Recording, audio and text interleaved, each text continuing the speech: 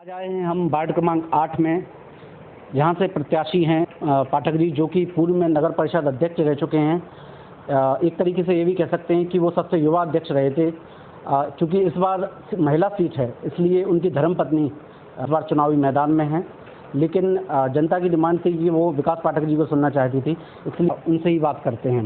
विकास पाठक जी, सबसे पहले विकास जी, आपका यूथ मीडिया के प्लेटफॉर्म में बहुत बहुत स्वागत है। धन्यवाद अभिषेक जी। भाई साहब, सबसे पहले आप परिचय और अपना चुनाव चिन्ह। मेरा नाम विकास पाठक, वार्ड क्रमांक 8। यहाँ से मेरी धर्मपत्नी कविता विकास पाठक निर्दलीय प्रत्याशी के रूप में चुनाव लड़ रही हैं। उनका चुनाव चिन्ह बरगद का पेड़ है, जो मशीन में 3 नंबर पर है। विकास जी, सबसे पहले हम वार्ड से प्रारंभ करेंगे कि आपकी वार्ड की जनता की प्रमुख समस्याएं क्या क्या हैं। अभिषेक जी, हमारे वार्ड की, चूँकि हम 2005 से, जब से हमने राजनीति शुरू की है, मैं पहले इसी वार्ड से पार्षद भी रहा हूँ। तो जब 5 में मैं पार्षद बना 2005 में, तो यहाँ की मुख्य समस्या थी रोड की। उस टाइम पे यहाँ पे रोड की बहुत बड़ी समस्या थी, क्योंकि आए दिन यहाँ पे गाड़ियों से लोगों का गिरना हुआ करता था। तो सबसे पहले उसी टाइम पे हमने पार्षदी टाइम पे, जब हमारी मालती सोनी अध्यक्ष थी, उस टाइम पे इस रोड का निर्माण हुआ था हमारे वार्ड में। और पानी की भी एक समस्या थी, क्योंकि यहाँ पे मेन लाइन है, तो पानी का इतना वो है कि पानी का पीने योग्य पानी अभी नहीं आया, बाकी पानी भी ठीक है। और मूलभूत समस्याएं तो ये है कि शासन की जो योजनाओं के अंतर्गत, जैसे कुटीर का है, तो हमारे यहाँ मोहल्ले में भी गरीब परिवार रहते हैं, तो उन पर ध्यान नहीं दिया गया पिछले कार्यकाल में। चूँकि मेरे अध्यक्षीय कार्यकाल में कुटीरों का, योजनाओं का जैसा कोई काम नहीं था, क्योंकि मोदी जी जब से आया, जब से इस योजना का शुभारंभ हुआ था, तो चूँकि मेरा कार्यकाल 2013 तक रहा, 14 में मोदी जी आए, जब से कुटीरों का योजना शुरू हुई थी, तो हमारे यहाँ पे गरीबों के लिए जो कुटीरें मिलना चाहिए थी, मुख्य समस्या यही रही है कि गरीब परिवारों को कुटीरें उपलब्ध नहीं हुई, बेसिक सुविधाएँ। अच्छा, मतलब आपका कहना है कि शासन की जो योजनाएं थी उनका क्रियान्वयन नहीं हुआ है यहाँ पे। ठीक है, तो मेरी पहली प्राथमिकता है कि उन गरीब परिवार में कुटीरों का और शासन संचालित जो भी योजना है उनको लाभ दिलवाना। अच्छा, चलिए ठीक। चर्चा को विस्तार देते हैं नगर की तरफ, कि अगर आपको बताइए कि इस बार पार्षदी तय करेंगे अध्यक्ष, तो अगर जनता आपको दोबारा मौका देती है, मतलब आपकी धर्मपत्नी को, तो आपके प्रमुख, सबसे पहले नगर की समस्याएं, आप चूँकि पहले भी अध्यक्ष रह चुके हैं, तो आपके हिसाब से सबसे प्रमुख समस्याएं पूरी नगर की जनता की क्या क्या हैं। पहली समस्या तो सबसे मेन है, जो अपनी नल जल योजना की हर वार्डों में जो पाइपलाइन बिछी है, उसके कारण जो रोडें खुद गई हैं, तो उन रोडों को पूरी तरीके से दुरुस्त कराना पहली प्राथमिकता से हमारा ये काम रहेगा, पहली प्राथमिकता। ठीक। अब थोड़ा सा आपके संकल्प पत्र पर आते हैं। इसमें आपने मोती सागर पर चौपाटी के लिए संकल्प लिया है, तो वहाँ पर कहाँ पर ये होगा, मतलब जगह आपने कौन सी चुनी की है। मेरा अध्यक्षीय कार्यकाल में एक बहुत बड़ा प्रोजेक्ट था ये। अच्छा। एक ये वाला, एक एसडीएम के सामने जो पहाड़ी है, उस पर वीर सावरकर कॉम्प्लेक्स के नाम से मेरी एक तैयारी थी कि अच्छी यहाँ पे एक मूर्ति स्थापित हो, बगल में पूरे कम से कम 100-200 दुकानें बन के, और बेरोजगार लोगों को उनका कम दामों में दुकानें देकर उनको रोजगार, वैसी मेरी इच्छा थी। लेकिन उस समय राजनीतिक परिस्थितियाँ ऐसी नहीं कि हम उनमें सफल नहीं हो पाए। चूँकि, और जैसा कि आपने मोती सागर तालाब के बारे में पूछा है, तो मैं बताना चाहता हूँ तो वहाँ पर जो अपना किले के नीचे के साइड है, वहाँ पे चौपाटी का रूप देने का अर्थ यही है कि लोग बाग वैसे अपने पिछोर में घूमने के लिए सही स्थान तो है नहीं, लेकिन हम चाहते हैं कि ऐसा एक सौंदर्यता के रूप में, जैसे बाहर से मेहमान वगैरह आते हैं, तो घूमने के उद्देश्य से अगर जाएँ, तो वहाँ पे उनके लिए कुछ खाने की व्यवस्था हो, और तालाब में जब पानी हो जाएगा तो अपन चाहते हैं उसमें बोटिंग की व्यवस्था हो जाए, तो लोग बाग अपने घूमें, उसमें एक छोटा सा अच्छा सा लगने वाला एक सौंदर्य चाहते हैं कि अच्छी व्यवस्था वहाँ पे हो। अच्छा, आपके संकल्प पत्र में एक पॉइंट और देख रहा हूँ मैं, जिसमें बस स्टैंड के जो क्वार्टर है, उनके पीछे जो गंदगी है, उसके मतलब क्या सोचा है आपने, क्या सोचा उसके बारे में अभिषेक जी ये था कि मैं स्वयं जाकर, अध्यक्षीय काल की बात कर रहा हूँ मैं स्वयं जाकर मैंने निरीक्षण किया था वहाँ पे, और प्रयास किया था हमने कि मशीन से, क्योंकि वहाँ पे बहुत गंदगी, पीछे के जो टैंक है लेटरिन के, वो फूट गए, और पूरा वो उनका जो गंदगी है ना, तो वो इकट्ठी हो गई है। तो वहाँ पे मशीन से संभव नहीं है। अब हमने सोचा था कि क्योंकि उसमें गड्ढे भी हैं उनके, तो मशीन जाएगी, तो वो मशीन, उसमें प्रयास किया था हमने कि उस टाइम पे भी उनकी सफाई मशीन से करवाएं, जेसीबी से, लेकिन चूँकि परिस्थितियाँ नहीं और वो मशीन से नहीं संभव नहीं हुआ।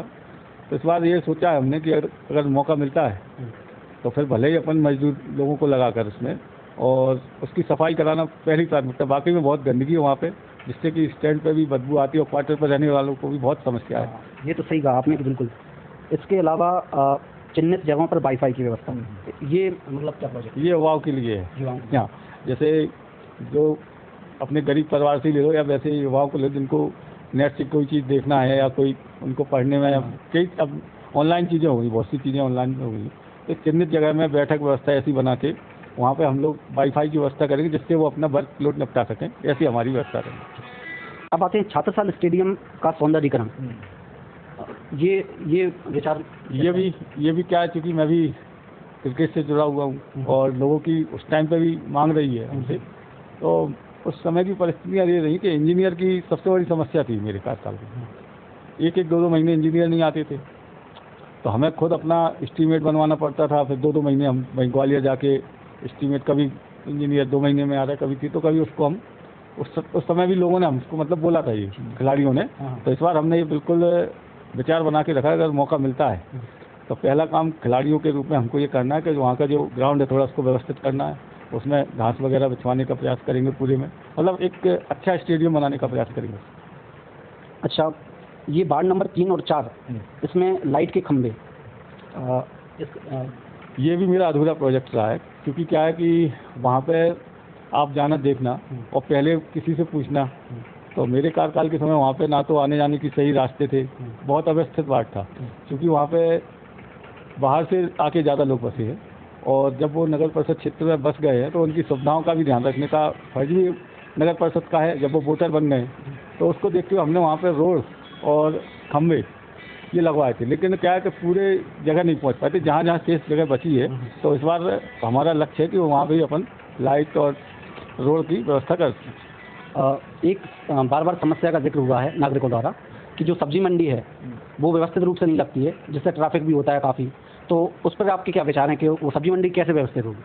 सब्जी मंडी का भी हमने पहले प्रयास किया था कि वो व्यवस्थित कहीं दूसरी जगह, चूँकि क्या है कि बस स्टैंड के मामले में और थोड़ा सब्जी मंडी में जो लोग कार्यरत हैं उनकी यही मंशा रहती है कि भाई साहब हम लोग स्टैंड पे ही मतलब यहाँ से हमारा ठीक रहेगा, अन्य जगह जाएंगे तो वहाँ पे हमें दिक्कत आएगी। लेकिन हमारा ये प्रयास रहेगा तो उनको सर्टिफाई करके और अलग चिन्हित करके एक मंडी की अलग व्यवस्था की जाए। और मीट मार्केट का भी इसमें मैंने संकल्प पत्र लिखा है, मीट मार्केट की अलग व्यवस्था की जाए जो मंडी से दूर ही रहे। अपने मतलब अलग व्यवस्था करेंगे। तो वो नगर परिषद की जो खाली भूमि होगी वहाँ आप उसको व्यवस्थित करेंगे।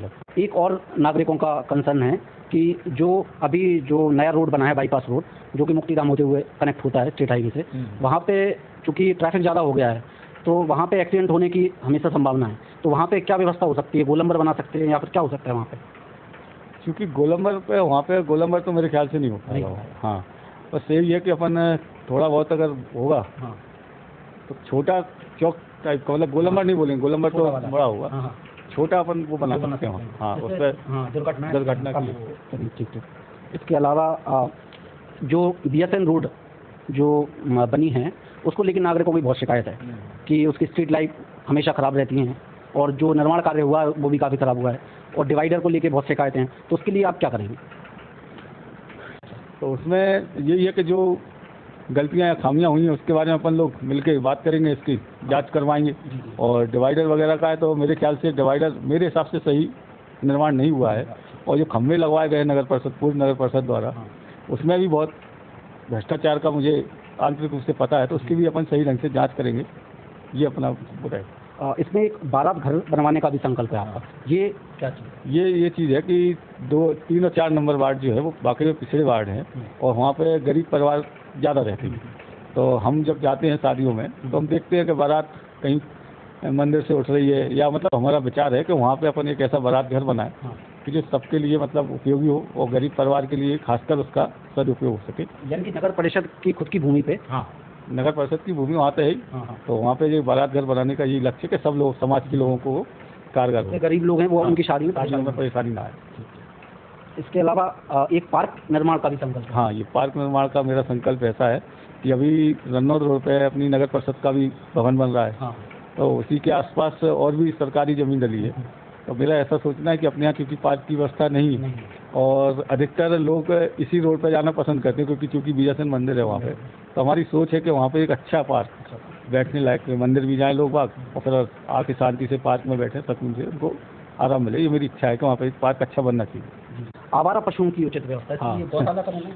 हाँ जी, अभी गौशाला का तो चल रहा था, ये कमलनाथ जी की सरकार में ये हुआ था हर जगह गौशाला का, तो अब इनका यही रहेगा, मेरा यही रहेगा अच्छी गौशाला एक निर्माण करके और इनकी सुविधाएं इनको देके इनको उसी में अपन रखने का प्रयास करेंगे।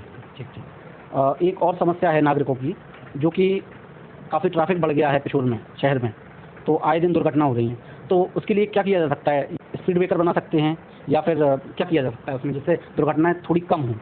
देखिए, अभी कुछ 3-4 दिन पहले एक दुर्घटना हुई है गोकुल धाम के पास, तो उसके लिए तो सबसे पहले तो हम लोगों को ये विचार करना चाहिए कि जब प्रशासन अपन से कहता है कि हेलमेट लगा के निकलें और जो भी चीज़ है सुरक्षा की अपन को इंतजाम करके चलना चाहिए, क्योंकि उस दिन अगर हेलमेट मेरे ख्याल से उसके सिर पर लगा होता तो हो सकता है कि उसके कुछ उम्मीद थी। तो पहला तो यही है कि प्रशासन और शासन जो अपन को सुरक्षा कवच की बात करता है उसका अपन को पालन करना चाहिए।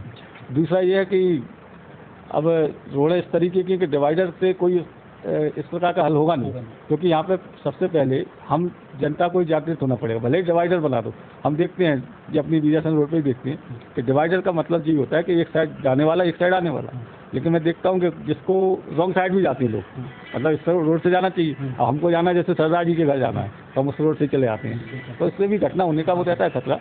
तो सही जगह पे यू टर्न नहीं है, यू टर्न भी नहीं है और दूसरा अभी जागरूक नहीं है लोग। जब तक हम स्वयं जागरूक नहीं होंगे जब तक दुर्घटनाएं तो बस होना स्वाभाविक। चलिए प्रकाश जी, यूथ मीडिया में आने के लिए आपका बहुत बहुत धन्यवाद। धन्यवाद आपका अभिषेक जी। तो ये थे विकास पाठक जी, जो कि वार्ड नंबर 8 से इनकी धर्मपत्नी प्रत्याशी हैं। आप देख रहे थे यूथ मीडिया। नमस्कार।